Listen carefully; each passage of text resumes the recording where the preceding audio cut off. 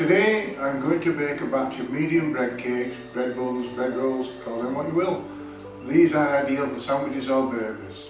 These bread buns are a 50-50 mix of wholemeal and white bread flour with brown sugar, vegetable oil, dried yeast and salt. They'll be soft crusted with an even texture, ideal for freezing. Firstly, you will need a glass or ceramic bowl, a set of measuring scales, a jug. What are the ingredients? As I'm in Spain at the moment, the flours we're using are Spanish flours, so we've got strong bread flour, integral or wholemeal flour, salt, oil, powdered yeast or dried yeast or fresh yeast. I'm going to be using fresh yeast. Brown sugar. About the flour. By mixing white bread flour and wholemeal bread flour, the resultant loaf will be lighter and fluffier than just making it with wholemeal flour. It is important to look for strong bread flour, as plain, ordinary or multi-purpose flour will lead to a disappointing result.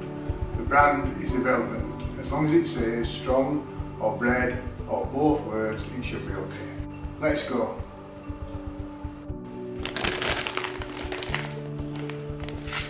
Put 10 grams of brown sugar, any type, white will do if you have no brown, into a jug.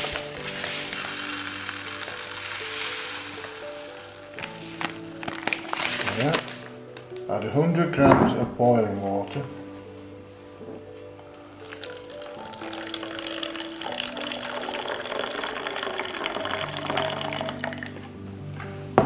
That's come to 117, so I'll remember that number. Stir. Fully dissolved. Remember it was 117. Right. Put it back on. Still showing 117. So then make it up to 300 grams with cold water.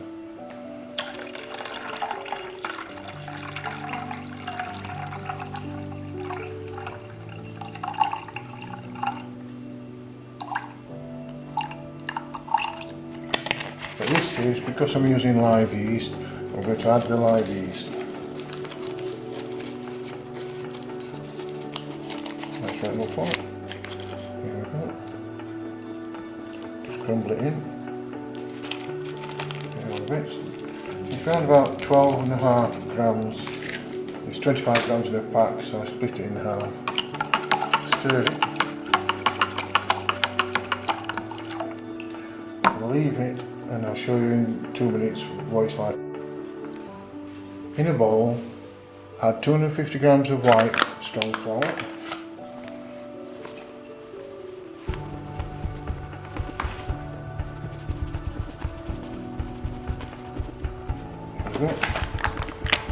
and 250 grams of wholemeal flour.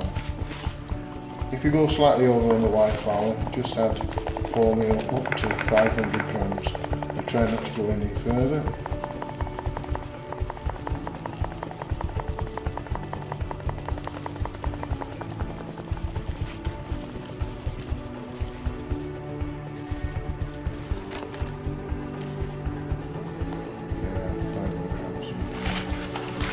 And then add 10 grams of salt and make it to 510.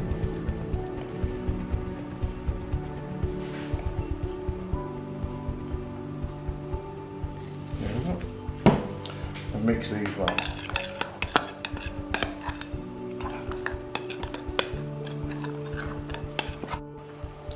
If you're using dried yeast, add the 7 gram packet at this stage.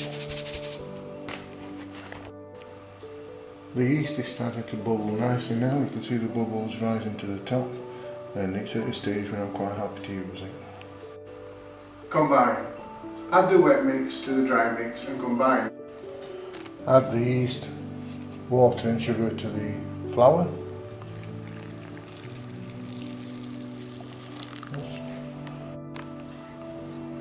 Weigh out 30 grams of oil.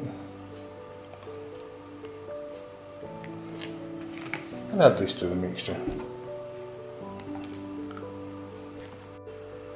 Knead. It's easier just to show you how to do it. Note, I push and pull the dough, but I am avoiding stretching it to breaking point.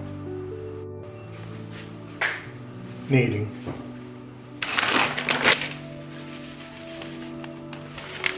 Just a little bit of flour to start off with.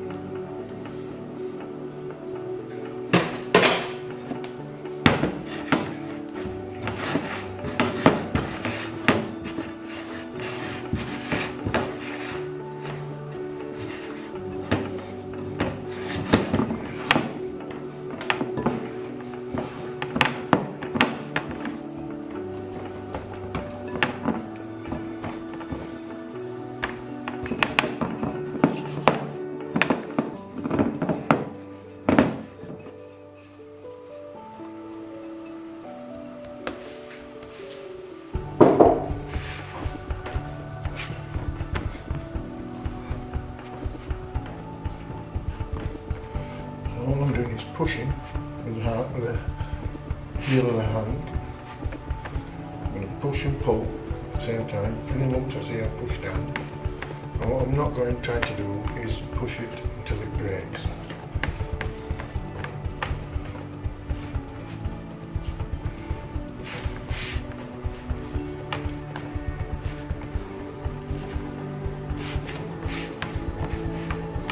It's quite sticky.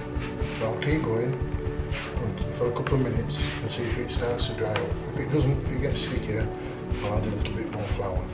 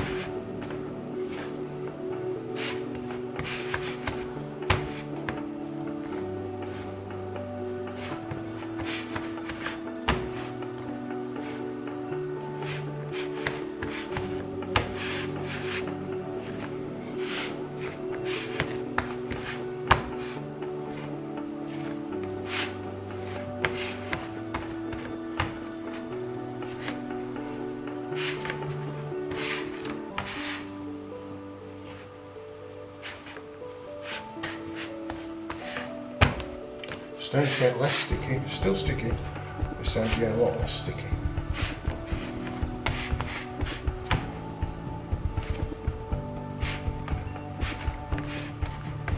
There's no real correct way of doing this, it's just a matter of pushing and pulling, trying to get those gluten strands as long as possible.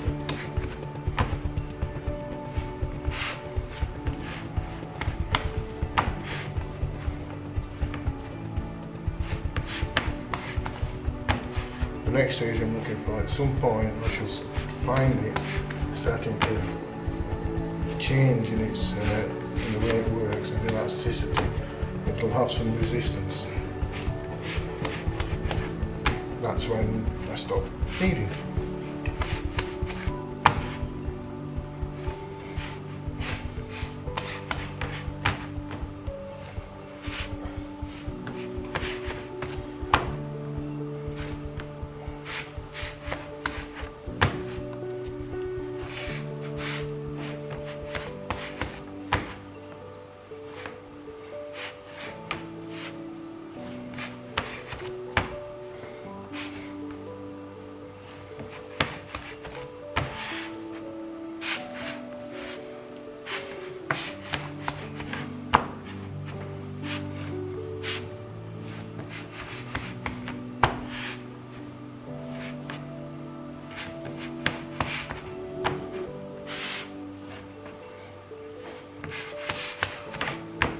just feel a little bit of springiness coming in.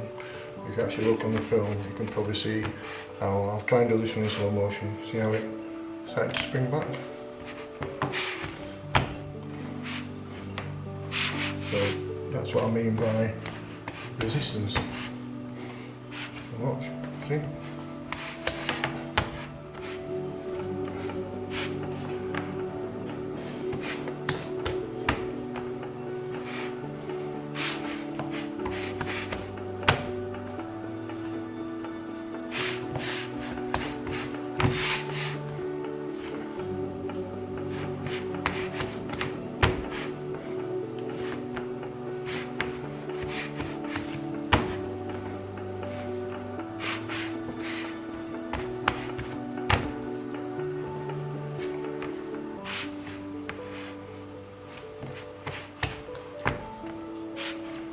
Starting to feel like it's getting there. I don't mind by touch rather than timing. You can do it by timing. To be fair, I don't think you can really over-knead too much. Probably get bored before you get to the point where you've over-kneaded.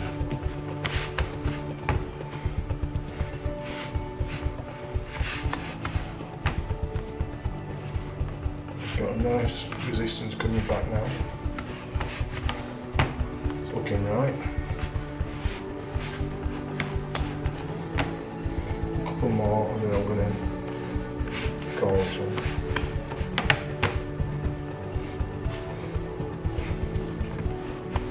One way to test is when you make it into a little ball shape.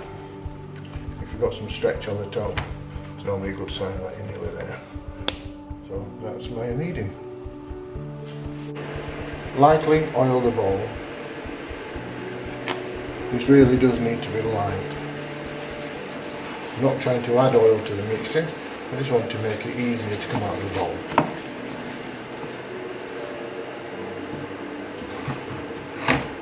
Add the dough to the bowl.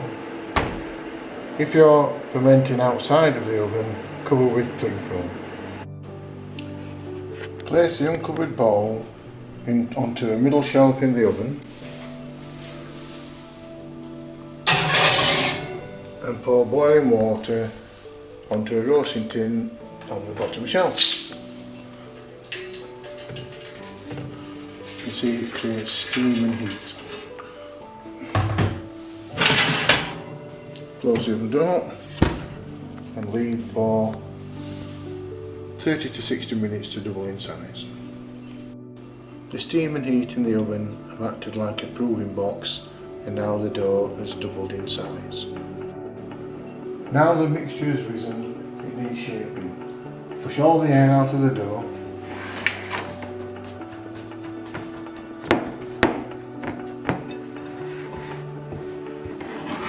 Place on a flat surface.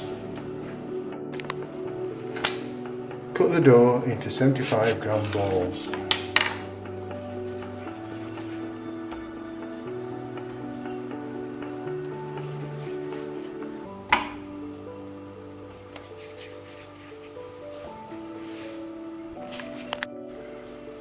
There we are, 11 balls, all around 75 grams.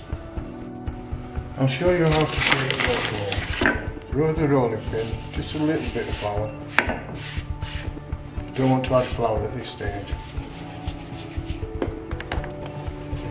Flatten down the bread roll. Fold the sides in until you've got a little bit of a burst in the middle there, like a ball. Then turn it over and I undercut it. So undercut it like that. Then give it a press on top. Undercut it like that. Press on top. There you are, that's the shape. Now it's not flat enough, so use a rolling pin. Make it bigger. Just gently shape the sides and place onto the baking tray. We'll try that with another roll. Don't need to put any more flour on because there's plenty of flour there. So fold the corners in, the sides in, colour what they will. So you end up with that kind of shape. I'm going to turn it over, a little bit of flour, and I'm just undercutting it like that to make it round, undercutting it, make it round, give it a pat on top. That looks like the shape you want, a round shape. Roll it forward a few times, turn it, roll it forward a few times, then shape it.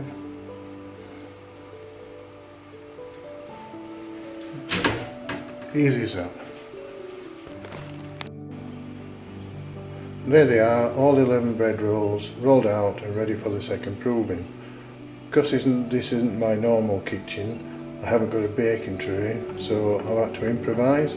I'm using the actual shelf, and I've got a double layer of silicone paper. This is going to go into the oven on the second shelf. I've put the tray into the oven and round about the middle shelf. And again, boiling water in the roasting tray.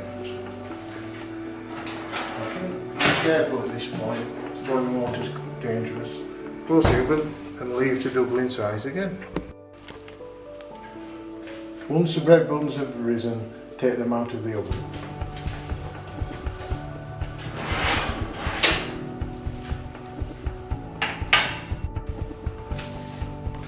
Don't forget to take out the roasting tray.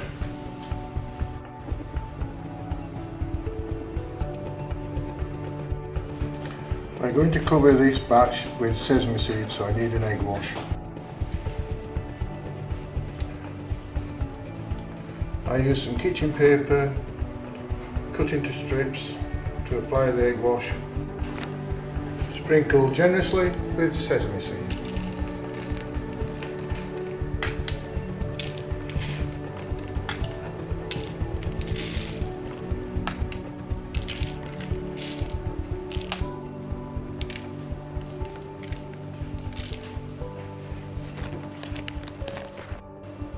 I've left one without any covering of egg wash or sesame seed, so that when they're baked we can compare the two.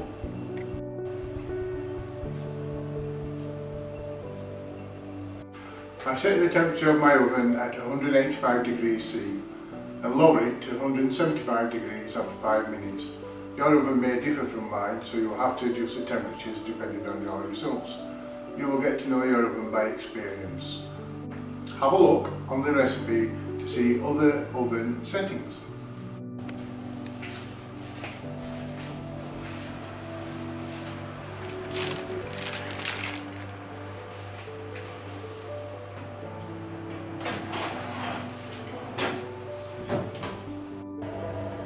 After 12 minutes, check the colour, then we'll take one out and check the base to see if they're ready. After 15 minutes, they're ready and smell gorgeous. Just check the base, nice hollow sound, so they're nicely done. Leave to cool down.